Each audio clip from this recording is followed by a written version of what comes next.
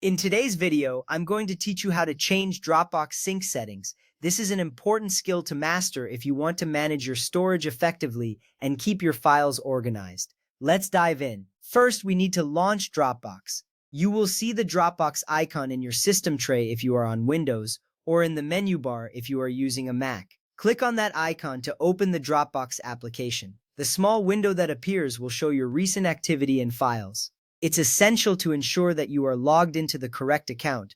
This step is crucial as it sets the stage for all the changes you will make. Once you have launched Dropbox, you can move on to the next step with confidence. Next, click your profile picture or initials in the top right corner of the small window. This area usually displays your account information and settings.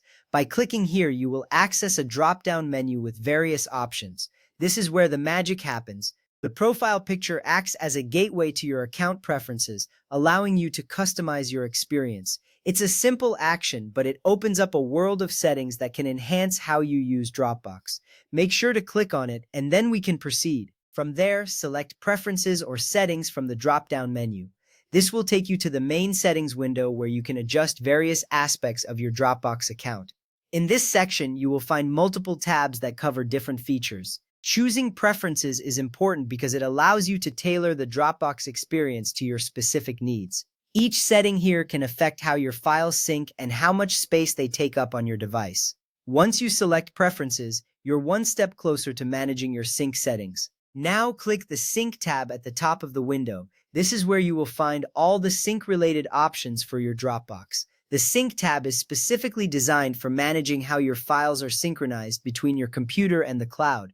This step is significant because it directly impacts the efficiency of your storage and how easy it is to access your files. When you click on the Sync tab, you will be presented with settings that allow you to control which folders sync to your device, ensuring you only keep what you need locally. Next up, click the Selective Sync button if you are on Windows, or choose Folders if you are on Mac. This feature is a powerful tool that allows you to decide which folders you want to sync to your device.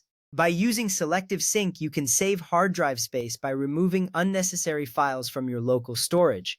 This step is essential for maintaining an organized workspace. After you click this button, you'll see a list of all your Dropbox folders. You are making progress in controlling your storage. After that, uncheck the boxes next to the folders you want to remove from your hard drive. This action is straightforward but crucial.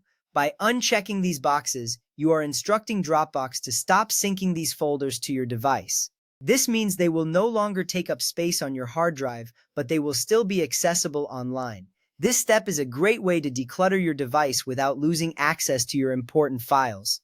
Take your time to review the list and select what you no longer need locally. Finally, click Save and Confirm. The unchecked folders will instantly vanish from your computer but remain accessible online.